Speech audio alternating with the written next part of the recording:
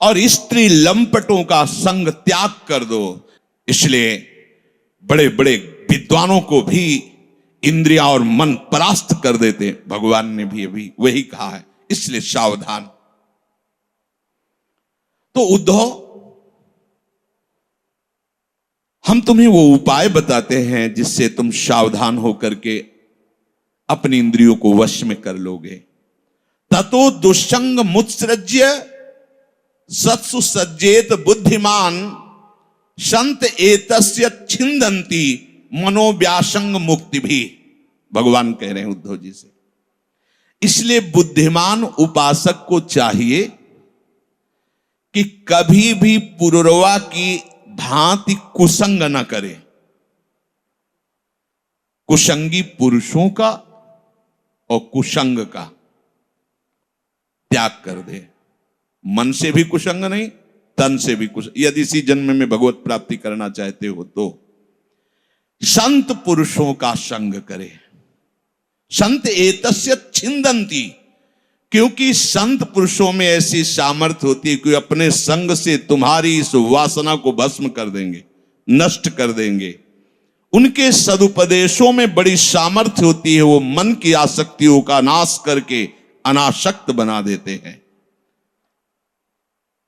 अब प्रश्न उठता है कि वो संत कैसे होते हैं जिनके संग करने की बात स्वयं भगवान कह रहे हैं कि उनके संग से ये जो मलिनता है, भोगों में रुचि है, ये नष्ट हो जाती है, अंदर से वैराग्य विरक्त भाव जागृत हो जाता है। तो संतो अनपेक्षा मच्चित्ता प्रशांता समदर्शिनः निर्ममा निरहंकारा निर्द्वंद्वा निष्परिग्रहा तेषु नित्यं महाभाग महाभागेषु मत्कथाः संभवन्ति हिता नृणां जुषतां प्रपूर्णन्त्यघम्। हे उद्धव, उन संत पुरुषों का ये लक्षण है कि वो कभी किसी वस्तु की अपेक्षा नहीं रखते। ये मुझे मिल जाए ऐसी इच्छा उनके हृदय में नहीं होती। जथा लाभ संतोष सदा काहू सो कछु न चाहोगो। वो अपेक्षा, संतो अनपेक्षा, सबसे पहला लक्षण, उनके हृदय में किसी भी वस्तु व्यक्ति की चाह नहीं होती। क्यों?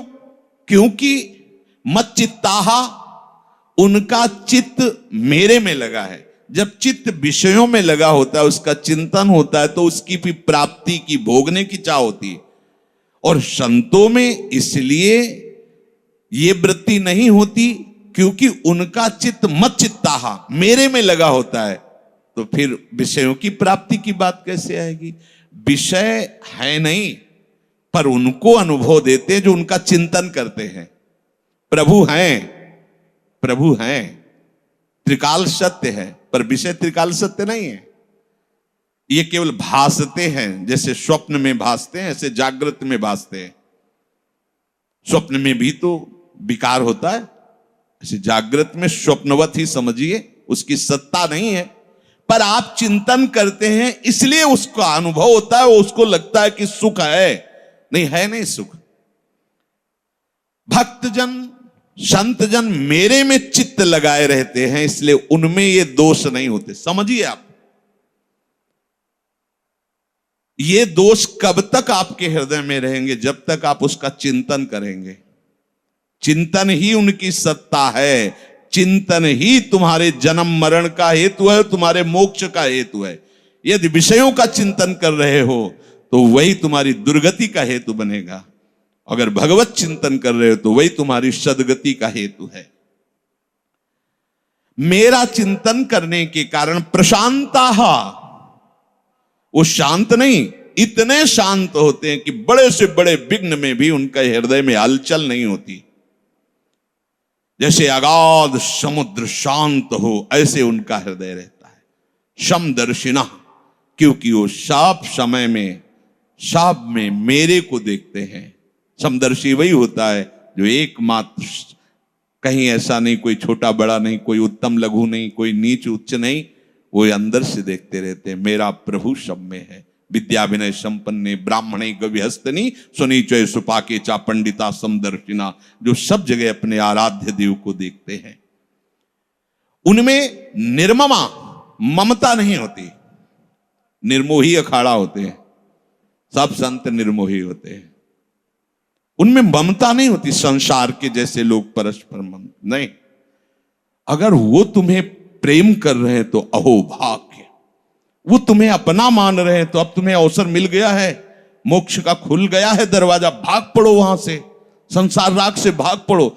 अरे वो निर्मोही जन तुम्हारी तरफ देख रहे हैं, भागो, अवसर मिल गया है। अब अगर उन्होंने देख लिया है और उनके इशारे पर तुम चल दिए हो तो अब माया नाम की चीज ही नहीं है, माया है ही नहीं। क्योंकि संत जन किसी को अपना माने, किसी की तरफ आंख उठा के देखे, मानो प्रभु ने उसे चुन लिया है। अब मोहि भाव भरोस हनुमंता, बिनु हरि कृपा मिले नहीं संता। जो प्रभु मोहि अनुग्रह कीन्हा, तो तुम आई दरस हठ दीन्हा। और निरहंकारा, संतों में अहंकार नहीं होता, क्योंकि देख लेते, समझ जाते हैं। कठपुतली क्या अहंकार करे कि मैं बहुत जोर की नाची हूं, क्योंकि उसे पता है नचाने वाला पर्दे के पीछे बैठा जैसे अंगुली कर रहा है, ऐसे ऐसे वैसे ही वो नाच रहा है, अंगुलियों को इशारे से नचा रहा है कठपुतली। उमा दारू जो सित की नाई, सब ही नचावत राम गुसाई। जो सब में रमा है, सबका स्वामी वही नचा रहा है। उनमें अहंकार का लेश भी नहीं होता। और वो निर्द्वंद्वा, कोई भी द्वंद, निंदा स्तुति मान अपमान, सर्दी गर्मी लाभ हानि, ये ऐसा नहीं कि उनके शरीर में गर्मी नहीं लगती, उनको पीटो तो दर्द नहीं होता, ऐसा नहीं। गर्मी लगती, सर्दी लगती है, दर्द होता है, पर उसका दुख नहीं होता है। उसकी भी ऐसा क्यों, ऐसा नहीं, व्याकुलता नहीं होती, हो रहा है, पीड़ा है, सब सह रहे, पर व्याकुलता व्यथा नहीं होती, वो आशय नहीं। वो हर द्वंद में एक रस रहते हैं। क्यों? क्योंकि उनका चित्त मेरे में लगा होता है। अगर चित्त सर्दी गर्मी में लगा हो, दुख सुख में लगा हो, तो फिर हाय हाय मच जाए। चित्त तो प्रभु में लगा है, चित्त तो चित्त चोर ने चुरा लिया है। तो अब ये द्वंद आते जाते रहते हैं शरीर में, पर उनको एक विशेष आनंद मिलता रहता है। उसी आनंद बल से शरीर के दुख सुख को बराबर सहते रहते हैं। निष्परिग्रहा, वो किसी भी तरह का परिग्रह स्वयं में स्वीकार नहीं करते। स्वयं मेरे लिए कपड़ा अच्छा, मेरे लिए भोजन अच्छा रहे, हाँ मेरे लिए ये अच्छा, मेरे लिए शरीर को लेकर के जो आवश्यकताएं हैं, जथा लाभ संतोष, मेरे मालिक जैसे चाहें वैसे, क्योंकि वे तन मन प्राण उनको समर्पित हैं। जोई जोई प्यारो करे सोई मोहि भावे। वो कोई भी वस्तु व्यक्ति स्थान मेरे लिए ऐसा वो स्वीकार नहीं करते। तेषु नित्यम महाभाग महाभागेषु मत कथा। महाभाग उद्धव, वो जो हमारे संत जन होते हैं बड़े भाग्यशाली होते हैं। क्या भाग्यशाली होते हैं? वो सदैव मेरी महिमा वर्णन करने में कभी थकते नहीं। भगवत चर्चा, मेरी कथा सुनने में उनके कान ही कभी नहीं तृप्त होते। जिनके श्रवण समुद्र समाना, कथा तुम्हारी सुभग से, इससे बड़ा सुख नहीं है। सुतदाराधन लक्ष्मी पापियों के घर हो, संत समागम हरि कथा तुलसी दुर्लभ दोए। ये जो आप ब्रह्म मुहूर्त में बैठ करके सिद्धांत और भगवत चर्चा सुनते हैं, ये अहेतु की लाडली लाल की कृपा है, सिर्फ कृपा है।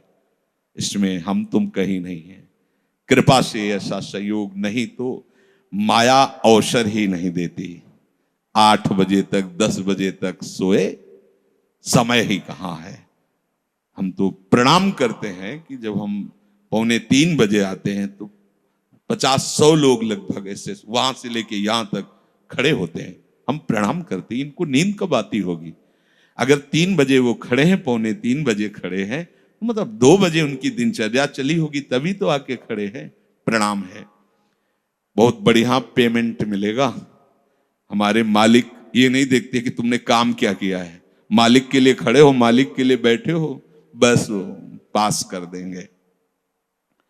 मेरी लीला कथाएं मेरे भक्तों की सभा में होती रहती है और मेरी कथाओं जैसा परम हितकारी और कुछ नहीं है।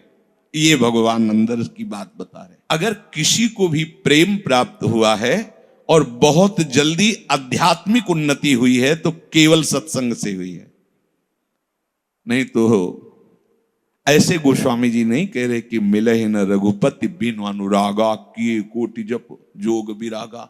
ये सब अनुरागा, और ये अनुराग होता है भगवत चर्चा से, केवल भगवत चर्चा से। अन्य कोई साधन, एक बार हित धाम में एक संत भगवान ने प्रश्न किया था, कोई रामचरितमानस का दोहा बताया था कि अगर इसमें गोस्वामी जी कह रहे हैं कि ज्ञान विराग की भी जरूरत नहीं, केवल जो भगवत चर्चा सुनता है सीधे वो भगवत प्रेम को प्राप्त होता है, इस पर आप प्रकाश डालिए। सीधा उदाहरण है मथुरा की ब्राह्मण पत्नियां, कोई अन्य साधन नहीं, केवल वृंदावन की मालिनी जाती थी और भगवत चर्चा सुनाती। सीधा उदाहरण है भक्त भूप रत्नावती जी, बिल्कुल भक्ति जानती ही नहीं थी, लेकिन दासी वृंदावन बिहारी जी के चरणारविंद में आसक्त चित्त थी। कभी कभी आह भर के बोल देती थी, हा कुंज बिहारी, हा वृंदावन बिहारी, हा लाडिले। तो कहती कि पास तो मेरी रहती, ये किस कुंज बिहारी से तूने प्यार कर लिया, किसको? तो मुस्कुरा कर कहती कि ये किसी व्यक्ति का नाम नहीं है, ये वृंदावन के लाडिले ठाकुर हैं। कैसे बताऊं, बस तुम अपनी सेवकाई जो हम कर रहे हैं उसी को समझो आप हमारी। अच्छा भगवान है वो, चलो तुम पैर दाबना छोड़ो, या हमारे सिराने बैठो आके और हमें उनकी बातें बताओ। बस बिहारी बिहारिंजू की बातें सुनते सुनते ऐसी बैरागी राजा का विरोध करके मुंडन करवा के संत सभा में बैठ गई बलिहार, कोई अन्य साधन नहीं। इसीलिए भगवान कह रहे मेरी चर्चा से जैसा परम हित होता है वैसा और किसी साधन से नहीं। स्वयं व्रतांसी यज्ञ छंदांसी तीर्था नियमा यमा यथा वरुंधेत सत्संगा सर्वसंगोपहो ही माम। मैं सांख्य से, योग से, व्रत से, नियम से, धर्म से वैसा प्रसन्न नहीं होता हूं जैसा सत्संग से बशीभूत हो जाता हूं। जो लोग मेरी लीला कथा मेरे भक्तों के मुख से आदर सहित पान करते रहते हैं, गान करते रहते हैं, अनुमोदन करते रहते हैं, वो मेरे परायण हो जाते हैं, उन्हें अनन्य प्रेममयी भक्ति प्राप्त हो जाती है, और जिन्हें मेरी भक्ति प्राप्त हो जाती उन्हें और कुछ प्राप्त करना बाकी नहीं रहता। भगवान ने बताया कि भगवत प्रेमी महात्माओं के संग से भगवत लीला कथा का गान, भगवत लीला कथा का श्रवण और भगवत परायणता अर्थात सेवा, इससे क्या होगा कि तुम्हें कोई प्रयास नहीं करना पड़ेगा, मन और इंद्रियों से इतना लड़ना नहीं पड़ेगा, वो अपने आप शांत हो जाएंगे, क्योंकि प्रभु की प्रधान कृपा उसके ऊपर होती है। वो कृपा आश्रित है भगवत कृपा से ही, क्योंकि भगवान कह रहे आसीत मत परा, मेरे प्राण होकर तान सर्वाणि संयम्य, समस्त इंद्रियों को संयम्य करो। कैसे करो? मेरे प्राण होकर। हर इंद्री, जैसे कल महाराज अम्बरीश जी की चर्चा सुनी, उनकी हर इंद्री, हर चेष्टा केवल प्रभु श्री हरि को प्रसन्न करें, उनको सुख पहुंचाने के लिए, उनकी आराधना के लिए होती है। ऐसे ही हम सब पर विशेष कृपा है जो हमें मार्ग मिल गया है। अब हम जो आज्ञा प्रभु कर रहे हैं वैसा चलें, मनन करो सत्संग का, और जो भगवत विरोधी बातें हैं, क्रियाएं हैं, चिंतन है, उसका त्याग करो, अभी आनंद में डूब जाओगे। ये आनंद समुद्र है प्रभु। कैसी कैसी सामर्थ्य, भयंकर जंगली सिंह को पिंजड़े में बंद करके ला के सामने छोड़ा जा रहा है, और राजमहलों में पली और राजमहलों में रहने वाली रानी बिल्कुल भयभीत नहीं हुई। दहाड़ता हुआ सिंह आ रहा है। दासी ने कहा महारानी सिंह, उनका भूल मत कर, सिंह नहीं नरसिंह। और देखा सिंह की तरफ तो उनको अपने गोविंद दिखाई दिए। पूजा की थाल से पूजा जीभ से चाट रहा है, जैसे नरसिंह भगवान प्रहलाद जी को, ऐसे ही वो शेर चाट रहा था। भूप स्वरूप हैं भक्तों की वो, क्योंकि उन्होंने कभी भक्ति की आराधना नहीं की, पर जब से प्रभु की चर्चा सुनी तो आसक्त चित्त होकर वैराग्य धारण कर लिया उनके हाथों को, कि तुम्हारे धन्य हो गए हाथ, ऐसे से। और वही फिर मुड़ा तो जो बालकनी में खड़े खड़े ये दृश्य देख रहे थे, राजा के पक्ष के जो बांध के लाए थे पिंजड़े में सिंह, सबको फाड़ दिया और दौड़ता हुआ पुनः जंगल की तरफ। उनके लिए उनके स्वामी हैं और विरोधियों के लिए संहार कारक काल के भी महाकाल प्रभु हैं। इसलिए बढ़िया अवसर मिला है। ये इंद्रियों की चापलूसी, ये मन की दुष्टता, इसका साथ मत दो। मान लो, हरि गुरु के आश्रित होकर उनके वचनों के अनुसार चलो। देखो, अगर आप ज्यादा हठ करोगे तो हरि इतने कृपालु हैं कि फिर वो ऐसा कर देंगे, जाओ भोगो, भोग लो, देख लो, भोग के देख। और कभी आज तक कोई भोग के वैराग्य नहीं प्राप्त किया है। ये भ्रम है कि हम पहले भोग लेते हैं फिर वैराग्य धारण, ये भ्रम है। जितना भोगोगे उतने ही कमजोर होते जाओगे, तुम्हारी आध्यात्मिक शक्ति क्षीण होती जाएगी और तुम्हारा संकल्प बनता जाएगा भोगों का। फिर निकल पाना केवल गुरु हरि कृपा के ही, अन्य कोई नहीं निकल पाता, आज तक नहीं निकल पाए, यही दलदल है। अब भागो, सूखे में आ गए हो, पीछे कदम मत बढ़ाना। जिस दलदल से आए हो अगर उधर गए तो फिर अब नहीं निकल पाओगे, पता नहीं कितने युग व्यतीत हो जाएंगे। सावधान, हरि स्मरण कभी छूटे नहीं, कोई ऐसा आचरण बने नहीं कि हमारा ये मार्ग कोई और नहीं छुड़ाता, आप ही छोड़ दोगे। जहां आपका मन आज्ञा उल्लंघन किया तो इतना वो दोषी हो जाता है कि वो सामने आने में डरता है और उसको सब बुरा नजर आने लगता है। ये माया है, सब नौटंकी है, सब नाटक है, और वही भोगों में वही माता पिता परिवार दुल्हन लड़का बच्चा, यही सब सत्य लगने लगता है। सावधान, थोड़ी थोड़ी आंख खुलने लगी आपकी। अब ऐसा प्रमाद मत करना कि फिर सो जाओ, नहीं, अभी पूरा जगो। और जाग गए तब सोना क्या, समझ गए तो रोना क्या। ये मोह निशा सब सोहनिहारा, देखे स्वप्न अनेक प्रकारा, यही जग जामिन जागे जोगी, परमारथी प्रपंच वियोगी। अब आप लोग इस लाइन पे आ रहे हैं, ये जग जामिन जाग। जब संसार सोता है तो उपासक रोता है? सुखिया सब संसार है, खावे और सोवे, और दुखिया दास कबीरा जागे।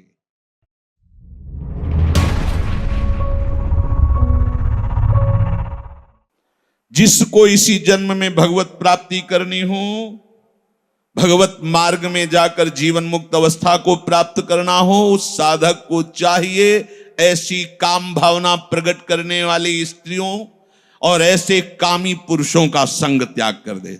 स्त्रीषु और स्त्रैणेषु दोनों बातें कही।